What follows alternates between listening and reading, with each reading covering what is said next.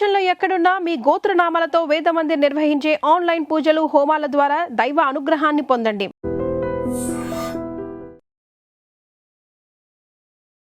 నమస్తే, welcome to I dream. నేను వలి. తమిళనాడు రాజకీయాల్లో మరొక సంచలనం నమోదు కాబోతోందా? ప్రస్తుతం సోషల్ మీడియా వ్యాప్తంగా తమిళనాడులో దీని మీద చర్చ జరుగుతోంది. హీరో ధనుష్ కూడా రాజకీయ ఎంట్రీ ఇవ్వబోతున్నాడు అని. ధనుష్ ఒక కార్యక్రమంలో పార్టిసిపేట్ చేశాడు. వాళ్ళ అభిమానులందరూ కలిసి ఒక రక్తదాన శిబిరం ఏర్పాటు చేశారు. దానికి హాజరైనటువంటి ధనుష్ కొన్ని కీలకమైనటువంటి వ్యాఖ్యలు చేశాడు. దీని చుట్టూనే ప్రస్తుతం తమిళ రాజకీయాల్లో తీవ్రమైనటువంటి చర్చ జరుగుతోంది. అతను ఏమన్నాడు అంటే, మీరందరూ కూడా ఇంతమంది ఈ కార్యక్రమానికి వచ్చి ఇంత ఐక్యతగా ఉండి ఈ కార్యక్రమానికి వచ్చారు అంటే ఈ ఐక్యతకి ఒక శక్తి ఉంది. కాబట్టి ఈ ఐక్యతని అట్లా వదిలేయద్దు. ఒక లక్ష్యాన్ని ఏర్పరచుకుంటే డెఫినెట్గా ఈ ఐక్యతకి ఈ శక్తికి ఒక అర్థం పరమార్థం ఉంటుంది. మీరందరూ కూడా సామాజిక కార్యక్రమాలు మొదలుపెట్టండి. మీకు తెలిసిన వాళ్లకు, లేకపోతే మీ గ్రామంలో కావచ్చు, మీ చుట్టుపక్కల కావచ్చు, ఎవరైనా సరే ఇబ్బందులు ఉంటే ఆ ఇబ్బందిని తొలగిపోయే విధంగా, వాళ్ళ సమస్యలు పరిష్కారం అయ్యే విధంగా మీ వంతుగా ధనుష్ అభిమానిగా మీరు అలాంటి కార్యక్రమాలు చేస్తే నిజంగా చాలా గొప్పగా ఉంటుంది. చాలా గొప్ప మార్పు సమాజంలో తీసుకొచ్చిన వాళ్ళం అవుతాం. నేను కూడా మీ పేరును పెంచే విధంగా, మీ పేరు ప్రతిష్టలు పెరిగే విధంగా ధనుష్ అనేటువంటి వ్యక్తి ఒక నూతన ఉత్సాహంతో, ఉత్తేజంతో మరిన్ని సేవా కార్యక్రమాలు చేయడానికి ముందుకు వస్తాడు. కాబట్టి డెఫినెట్గా మీరందరూ కూడా అలాంటి సేవా కార్యక్రమంలో పార్టిసిపేట్ చేయండి.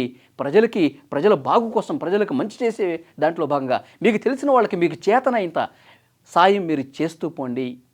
నా వంతు ప్రయత్నం నేను కూడా చేస్తా.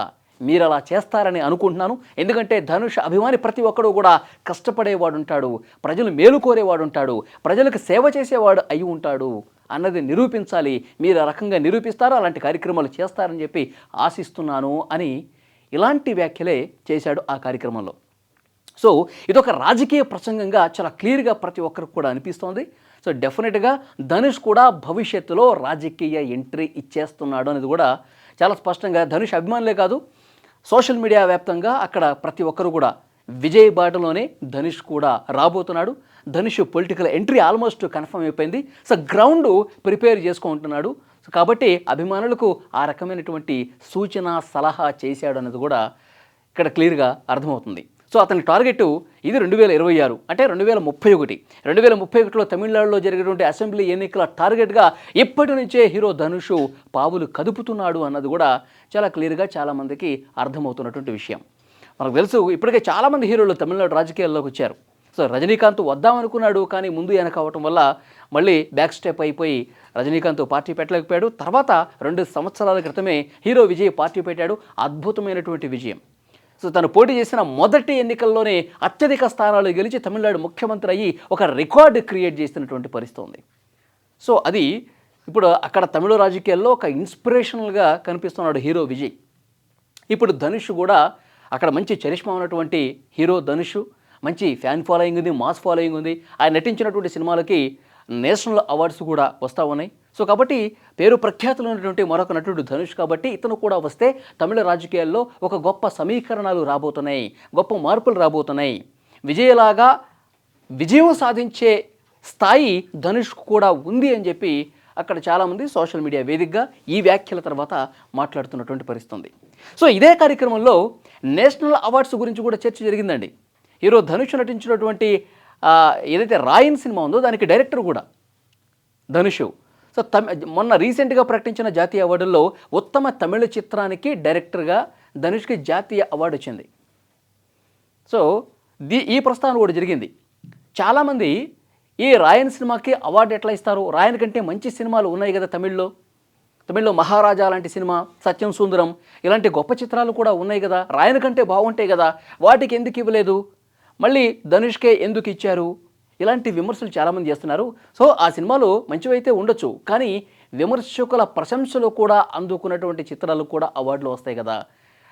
ఒకే వ్యక్తికి తమిళనాడుకు సంబంధించినటువంటి ఒకే వ్యక్తికి 2 అవార్డులు రావటం చూసి ప్రతి ఒక్క తమిళ ఇండస్ట్రీకి సంబంధించిన వాళ్ళు కావచ్చు, ప్రతి ఒక్క తమిళుడు కావచ్చు గర్వపడాల్సింది పోయి నా మీద విమర్శలు చేస్తూ ఉన్నారు. ఇది ఎంతవరకు కరెక్ట్ అని చెప్పి ఇదే సభలో ధనుష్ మాట్లాడినటువంటి పరిస్థితి ఉంది. ఇంకొంతమంది ఇంకొక అడుగు ముందుకేసి ఏదో జరుగుతోంది వెనకాల, గ్రౌండ్ వెనకాల ఏదో మతలబు ఉంది, ఇతనికి అవార్డులు రావటం, ఇప్పుడు రాజకీయ ప్రసంగం చేయటం, అభిమానులకి సేవా కార్యక్రమాలు చేయాలని పిలుపునివ్వటం, దీని వెనకాల ఏదో మతలబు ఉంది అని చెప్పి విమర్శలు కూడా స్టార్ట్ అయిపోయాయి ఆల్రెడీ. ఎందుకంటే వరుసపెట్టి జాతీయ అవార్డులు రావటం అంటే కేంద్రంలో భారతీయ జనతా పార్టీ ఉంది, తమిళనాడులో భారతీయ జనతా పార్టీ అంతంత మాత్రమే.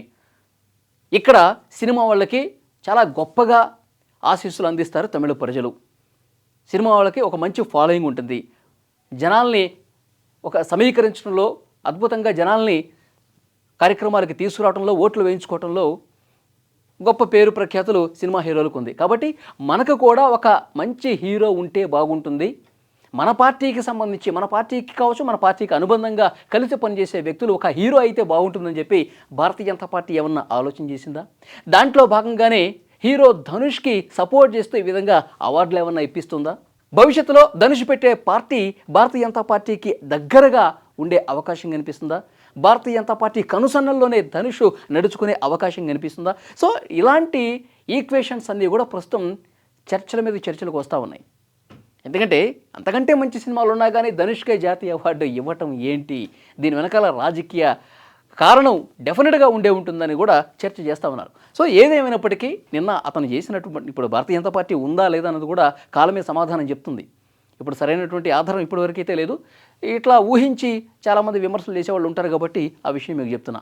సో ఏదేమైనప్పటికీ hero Dhanush political entry almost confirm అయిపోతుంది. ఆయన డెసిషన్ తీసుకున్నాకే అభిమానులతో ఈ విధంగా కామెంట్స్ చేశాడన్నది కూడా క్లియర్గా అర్థమవుతుంది. ఈ వీడియో చూస్తున్న ప్రతి ఒక్కరు కూడా కామెంట్ చేయండి. హీరో ధనుష్ నిజంగా రాజకీయ పార్టీ పెడితే ఏ విధంగా ఉండబోతుంది? విజయలాగే అద్భుతమైనటువంటి విజయం నమోదు చేసే ఛాన్స్ ఆయనకుందా? ఎందుకంటే గొప్ప పేరు మోసిన పార్టీలు ఉన్నాయి ఆల్రెడీ. డిఎంకే, అన్నా డిఎంకే, ఇప్పుడు టీవీకే హీరో విజయ్ది. ఇప్పుడు మళ్ళీ ధనుష్ ఎంట్రీ ఇస్తే అవకాశం ఉంటుందా? భారతీయ జనతా పార్టీతో నిజంగా ఆయన కలిసి ప్రయాణం చేస్తే అవకాశాలు ఉంటాయి ఆ ధనుష్కి. మీ అభిప్రాయం కామెంట్ చేయండి. Thank you.